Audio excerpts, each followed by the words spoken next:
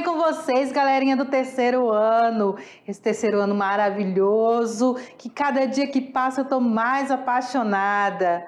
E aí, galerinha, como tá vocês? Estamos chegando aí na nossa sexta aula, passamos da metade dessa unidade. Nossa primeira unidade vai até a aula 10 e mais 10 aulas na segunda unidade. Então ainda tem bastante caminho ainda para a gente percorrer. Eu espero que todos vocês estejam super bem. Eu sou a professora Tainá, la maestra Tainá, e estarei aqui mais uma aula com vocês, tá bom? Então, sem perder muito tempo, sem conversar bastante, vamos para as habilidades de hoje. Hoje as habilidades são compreender de que forma determinada expressão pode ser interpretada em razão de aspectos sociais ou culturais, escolher o registro adequado à situação na qual se processa a comunicação e o vocábulo que melhor reflita a ideia que pretende comunicar. Galerinha, nossa aula de hoje ela tá ali cheinha de conteúdo. Nós temos hoje de gramática o subjuntivo, temos as apócopes, temos o uso dos porquês e temos os dondes também, porque fora os porquês nós ainda temos os dondes na nossa língua espanhola. E para continuar ainda um pouquinho com Garcia Márquez, nós vamos ver Crônicas de uma Muerte Anunciada. E o país que vamos viajar hoje é nosso vizinho, querido e amado, que é a Colômbia, o país do nosso Garcia Márquez, certinho? Então, sem mais delongas, vamos lá, né, galera? Vamos ali para o subjuntivo. O que é o subjuntivo? A primeira coisa que a gente tem que entender vocês lembram que a professora Aila, ela sempre falava no passado para vocês que nós temos 3 modos, né? O subjuntivo, o imperativo e agora fugiu. O indicativo, isso, o indicativo. O indicativo é ali o nosso verbo do dia a dia. O subjuntivo é o nosso verbo adolescente. Por que é o nosso verbo adolescente? É o momento das dúvidas, das incertezas e das inseguranças. É daquele de que quer fazer alguma coisa, mas não sabe se vai, se não vai, se é possível, se não é, se vai dar certo ou se não é. E aí a gente tem o imperativo, que a gente costuma chamar de modo mãe, que é aquele que manda fazer, que dá conselho. Enfim, vocês entenderam essa nossa comparaçãozinha, né? Então, vamos lá para saber mais um pouquinho sobre o subjuntivo. Então, o espanhol ele estabelece menos diferenças temporais no modo subjuntivo do que no indicativo. Isso já é uma característica diferente da língua portuguesa. Na língua portuguesa, o subjuntivo tem tantos usos quanto o indicativo. Todos os tempos do subjuntivo, eles podem ser interpretados com sentido de futuro, tá, galera? Então, eles sempre podem ter essa interpretação, futuro. Por isso, o complemento dele é de suma importância o seu complemento. Para quê? Para que possamos compreender o sentido correto da oração.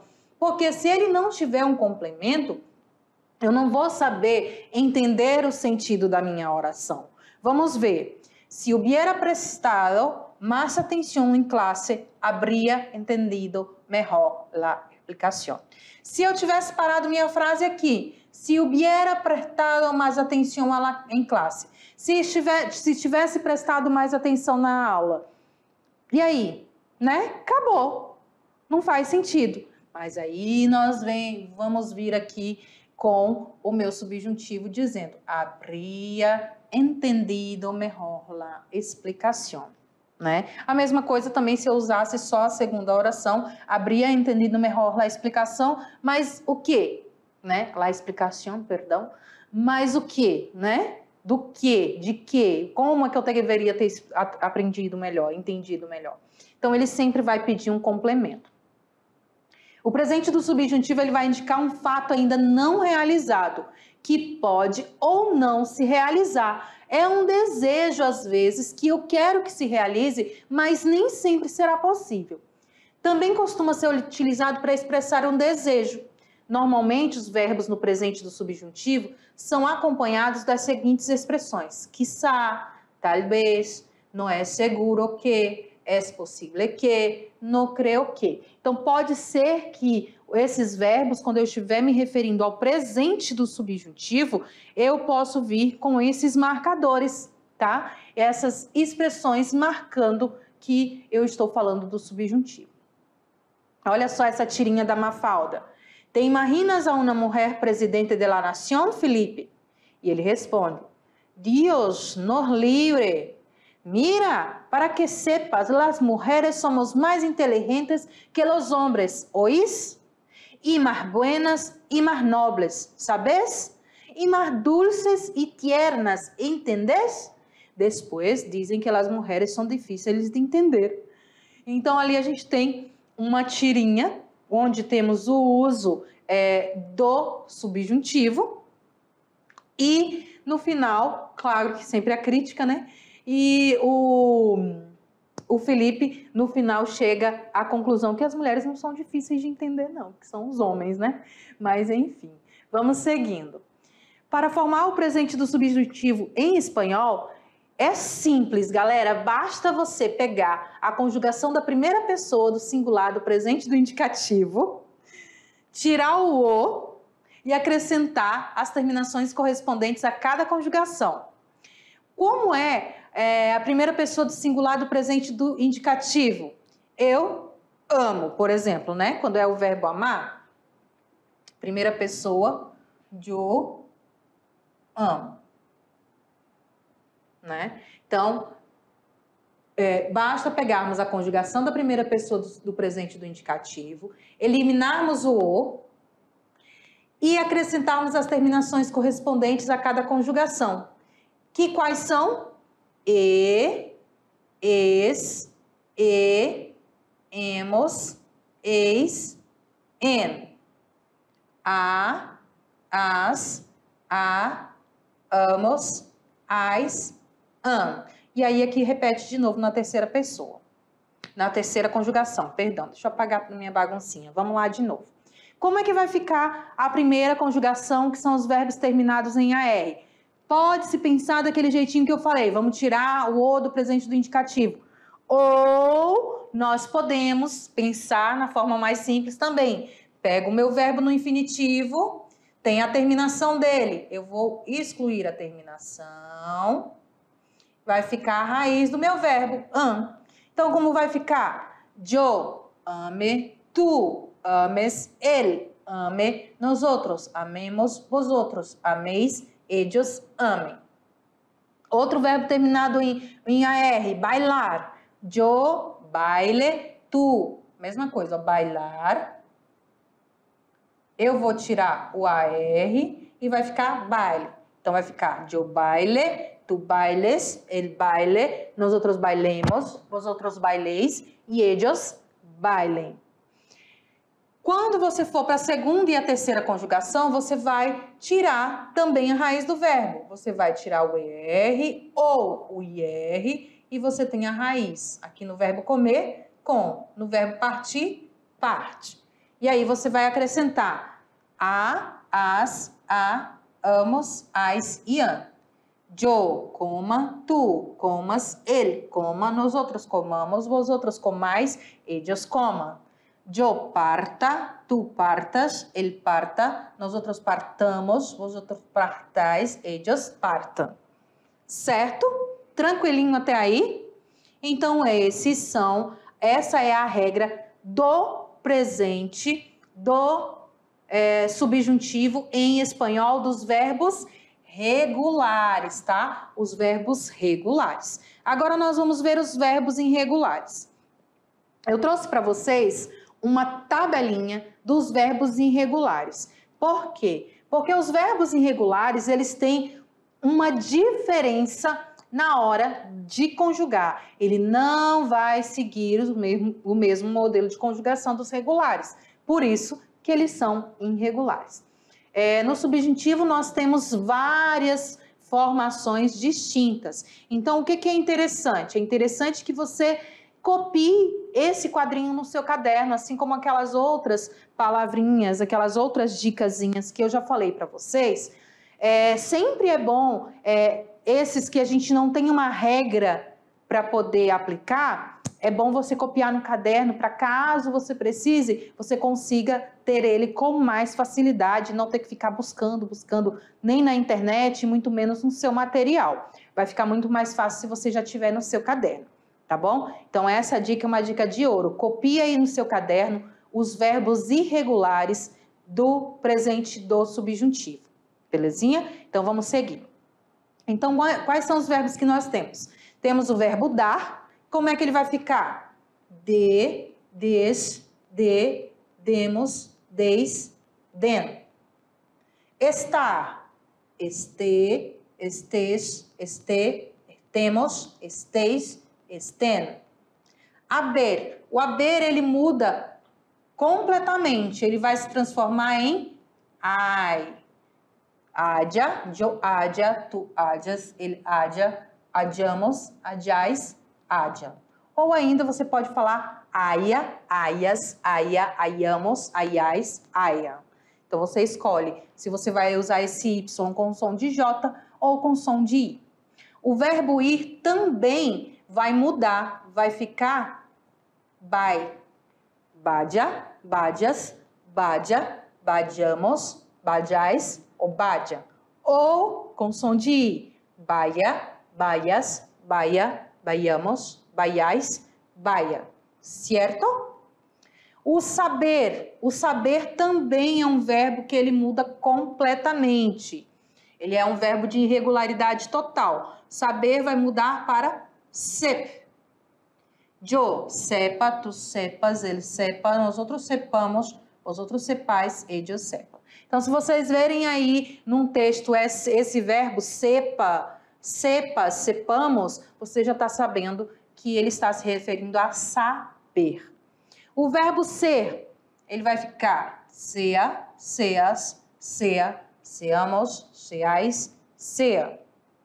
O verbo ber, ou ver, ber, bea, beas, bea, beamos, beais, bea. O verbo, aí nós temos, aqueles lá são os verbos que mudam quase que completamente. Agora nós temos aqui alguns verbos que sofrem mudança vocálica na última sílaba da raiz. Ou seja, ele vai ter essa irregularidade com a última sílaba da raiz.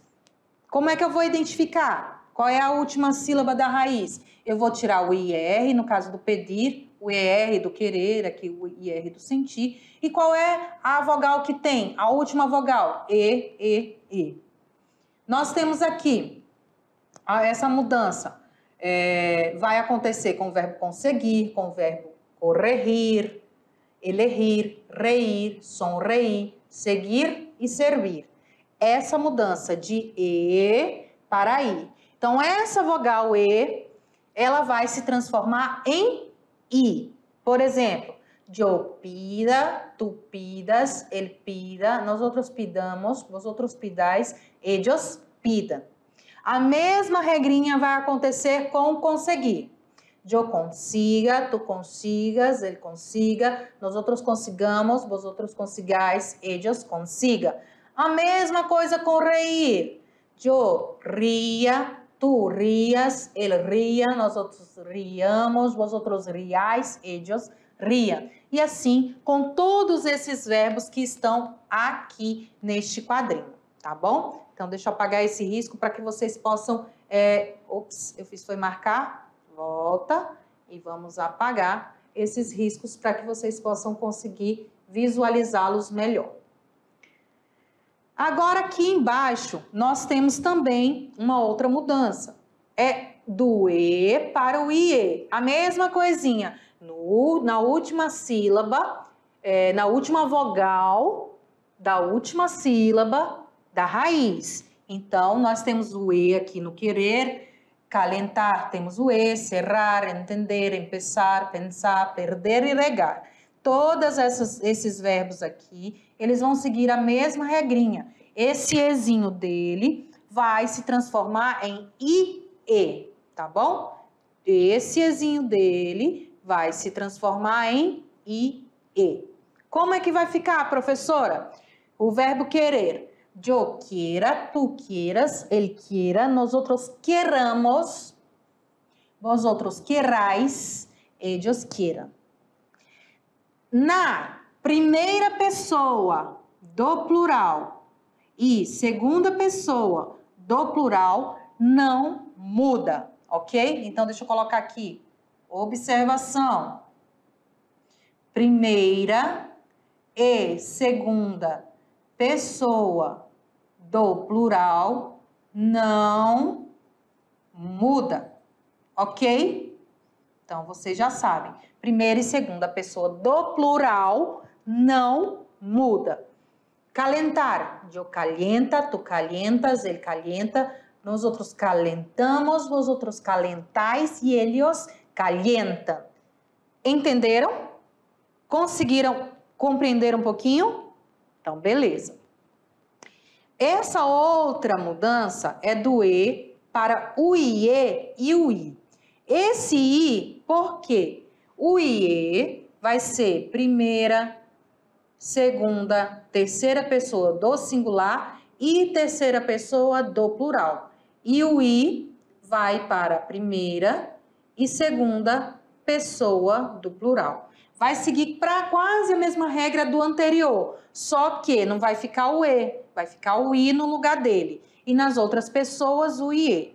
Por exemplo,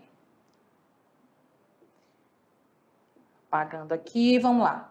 O verbo sentir. Eu sienta, tu sientas, ele sienta, nós outros sintamos. Olha aqui, ó, ficou o I. Vós outros sintais, ficou o I. E ellos sientam, certo? Vai acontecer a mesma coisa com o verbo divertir, preferir e mentir. Yo divierta, tu diviertas, ele divierta, nós outros divertimos, vosotros divirtais e ellos diviertam. Preferir, yo prefiera, tu prefieras, ele prefiera, eu prefira, nós outros prefiramos, vosotros prefirais e ellos prefiram. Certo? Eu espero que vocês tenham compreendido até aí.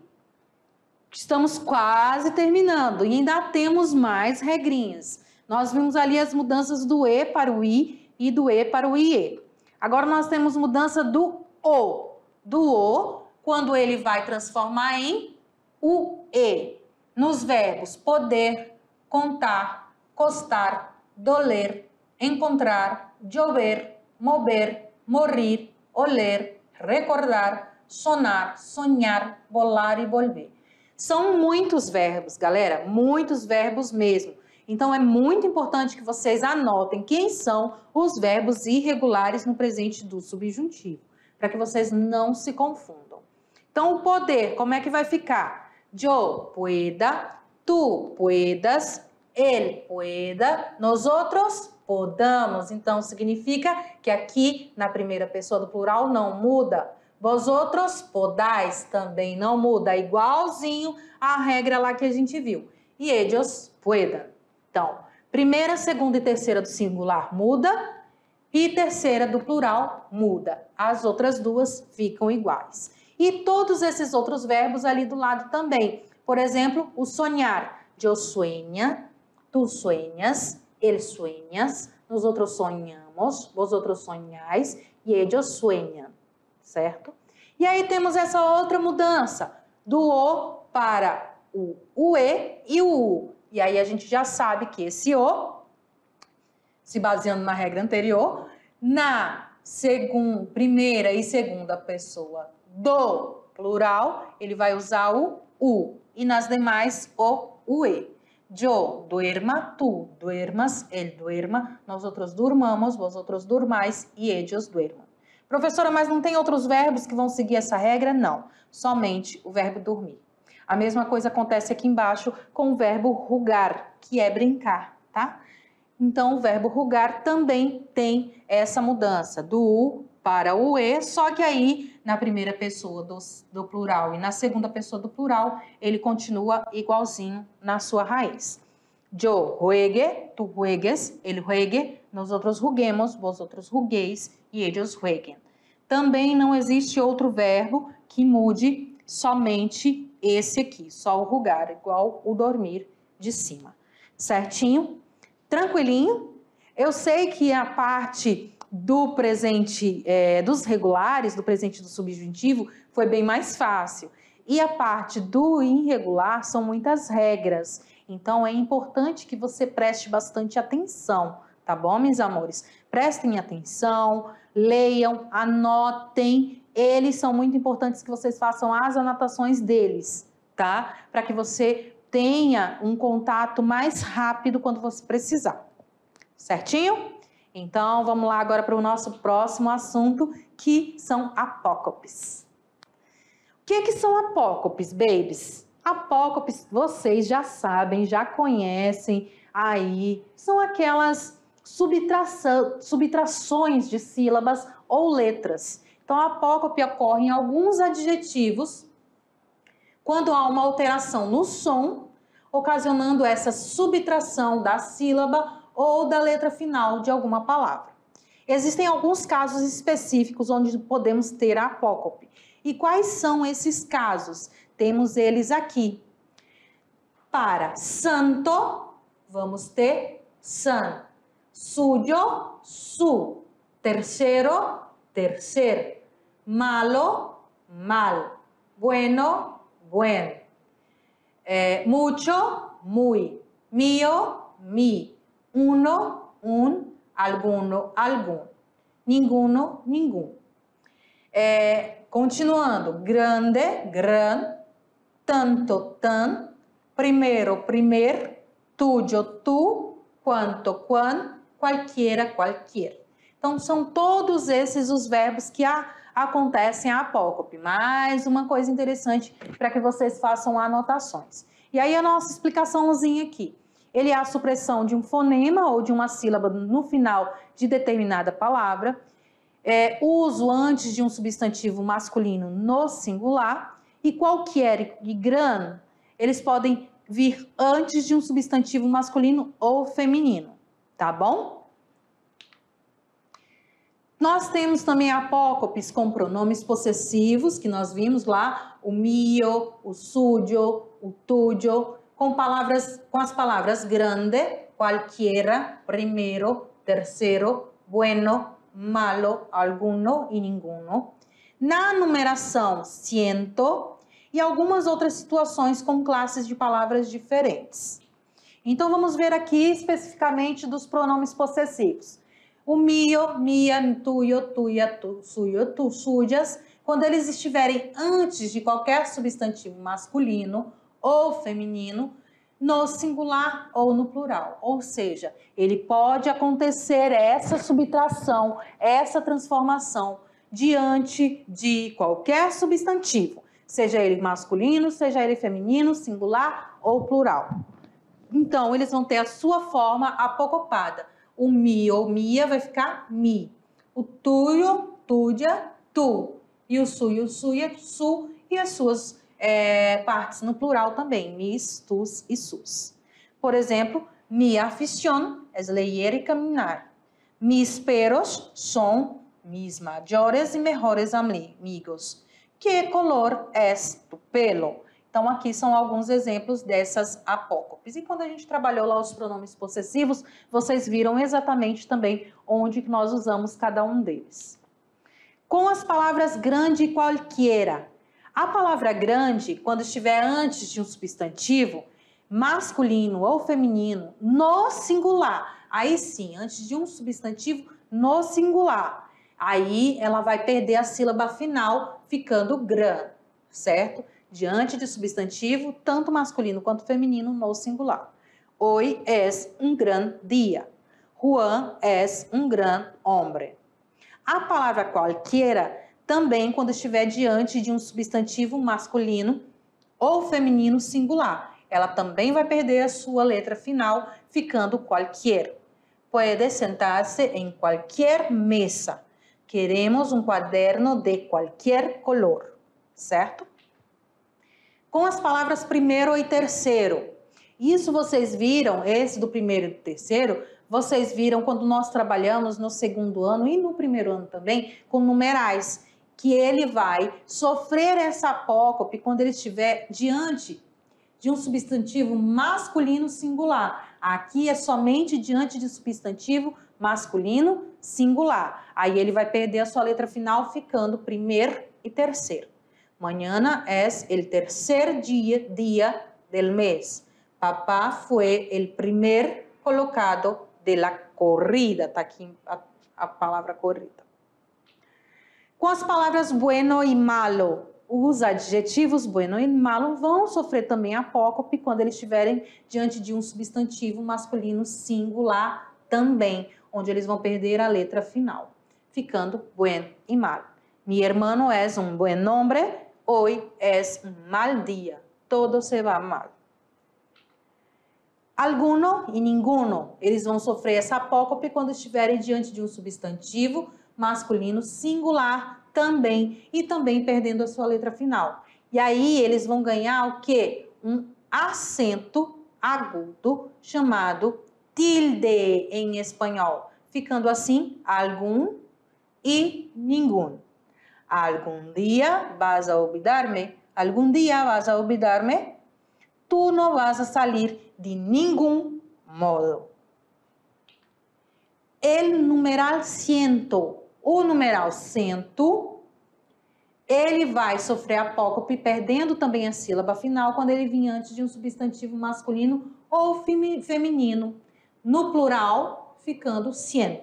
Então, quando esse substantivo feminino, masculino estiverem no plural, tá? No singular você usa ciento, no plural você usa cien.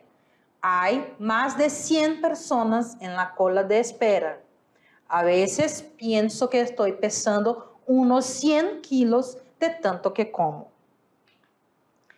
E agora a gente vai aqui, galera, para esse probleminha, que eu acho que para vocês nem é problema mais, porque a mesma regra aplicada em língua portuguesa é aplicada em língua espanhola, com os usos do porquê. É muito simples, muito fácil, vocês vão tirar de letra. Então vamos lá para o nosso uso do porquê.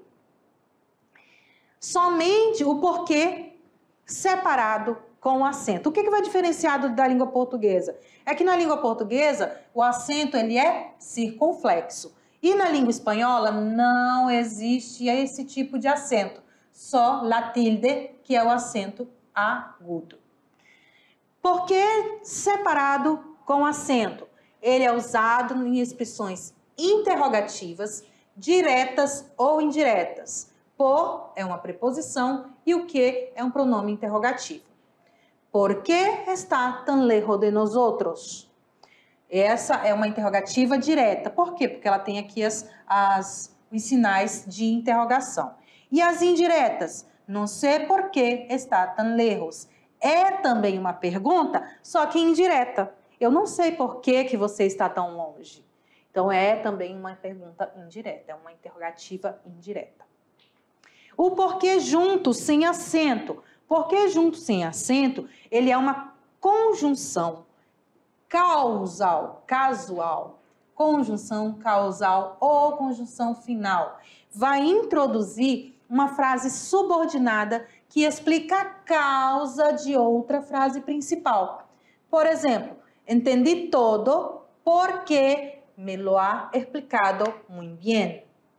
Estoy acá porque me llamaste. Então, esse porquê, ele está explicando por que a pessoa entendeu tudo e por que ele está lá, por que estou acá. Então, ele está explicando através de uma frase, de uma oração subordinada. O porquê junto com acento. Porque junto com acento, ele é um substantivo e indica a causa do motivo. E sempre é utilizado depois do artigo el ou de outro determinante, como su, este, outro. Ele pode ser utilizado também no plural, los porqués.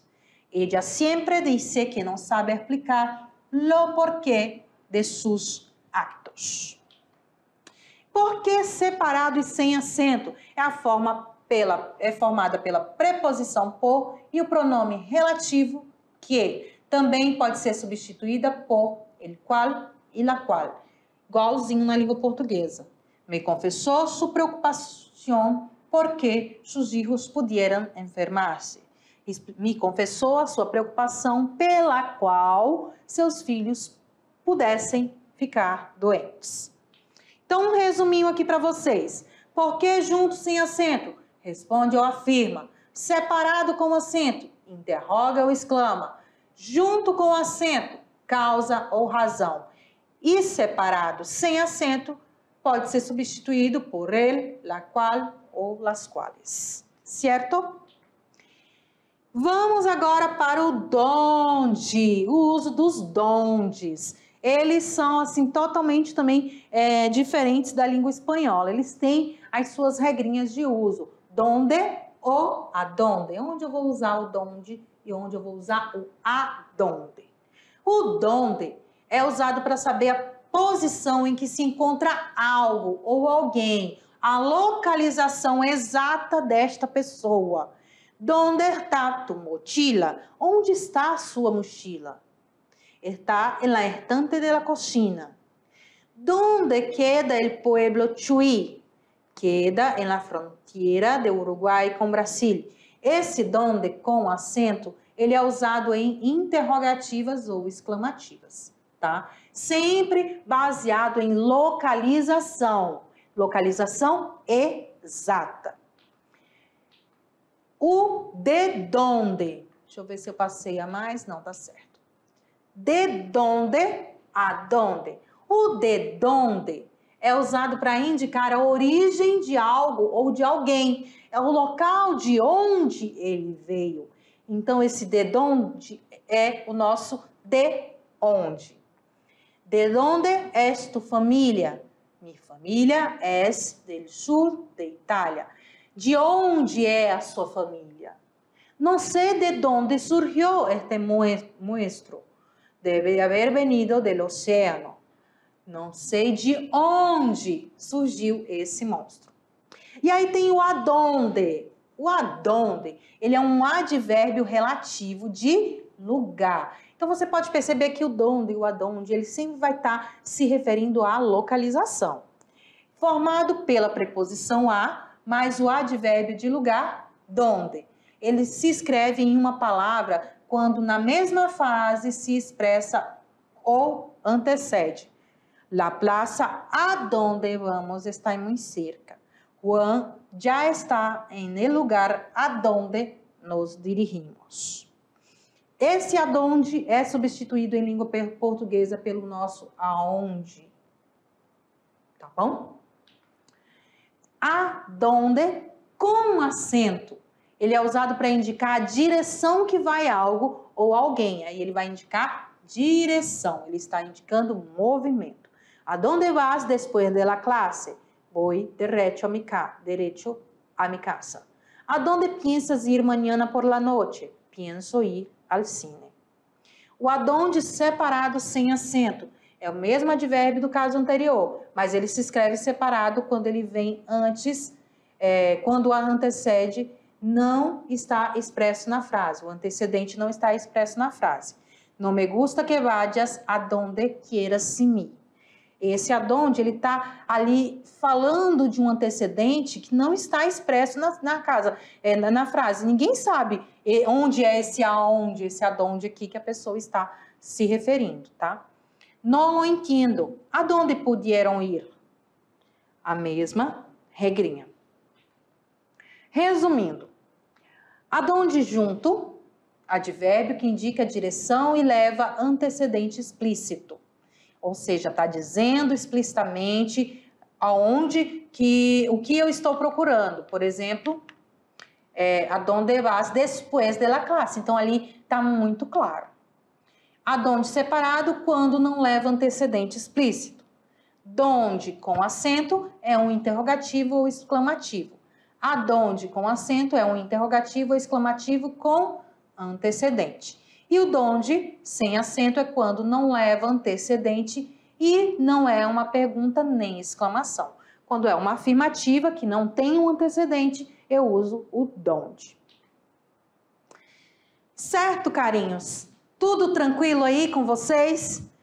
Muito assunto, né? Muita coisa de gramática, muita informação, mas é assim para a gente conseguir chegar a alcançar o nosso objetivo, que é entender e compreender leitura e interpretação de texto, que é lá na unidade 2 onde a gente vai trabalhar, mais voltado ainda para o nosso Enem. Então, para a gente entender leitura e interpretação de texto, a gente precisa entender um pouquinho da gramática também, tá bom? Então agora nós vamos para a parte do livro. O livro de hoje é mais um do Gabriel Garcia Marques, Crônicas de uma Morte Anunciada. Então vamos ver um pouquinho do livro. A Crônica de uma Morte Anunciada é uma novela de Gabriel Garcia Marques, publicada em 81. Ela conta, sob forma de uma reconstrução pseudo-jornalística, a história do assassinato de Santiago Nazar pelos gêmeos Vicário. Bayardo San Román é um forasteiro misterioso. Ele é filho do general Petrônio San Román, um homem famoso que despontou por sua bravura em guerras, e Alberta Simondes, que muitos consideravam a mulher mais bonita das Antilhas. Bayardo veio à cidade com um único propósito: encontrar uma noiva. Rico, vaidoso e com trejeitos femininos, ele tem uma certeza: seu dinheiro pode comprar a tudo e a todos, inclusive uma esposa. Ângela Vicário, a noiva que ele escolheu, é uma jovem prendada criada para ser uma esposa dessas tradicionais. Foi educada em moldes conservadores e sua família possuía o mesmo espírito tradicionalista. Sua família a força a se casar com Bayardo San Román. Por causa de quê? Porque o cara tinha dinheiro. Sem ter como escapar da pressão familiar, não teve outra opção senão se casar com ele, com um noivo por quem não nutria nenhum dos sentimentos. Só que vai ter uma super reviravolta aí, porque os irmãos dela vão defendê-la. Eles vão acreditar também nela, que esse casamento não ia dar em nada. Então vai ter toda aí uma história, um desenrolar, vai ter assassinato, vai ter investigação, tem de tudo nessas crônicas de uma morte anunciada, tá bom? Então é outro livro muito bacana, muito importante, que seria interessante se você pudesse ler também, tá bom? Então agora vamos viajar para a cidade do Gabriel Garcia Marques. Vamos para a Colômbia, então roda a vinheta, Lobo.